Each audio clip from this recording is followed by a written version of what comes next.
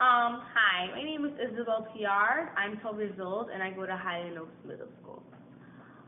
At my school, among my peers, since I am Haitian-American, I actually have a lot of Haitian friends, and it's good. Sometimes I deal with a little bit of stereotypes, like Haitians eat cats and stuff like all these nasty stuff, which some are true and some aren't.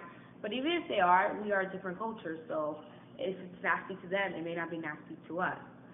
But I really don't care, so I'm just go with the flow girl.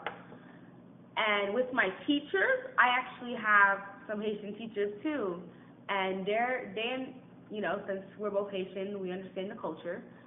I have some non-Haitian teachers also, and they don't understand our culture as much because they don't study it or don't do anything. So they don't understand. So maybe think of us as weird or nasty or our government, something like that. All these other stuff. But as I said before, I don't care, and I'm proud to be a Haitian American, girl living in America. So.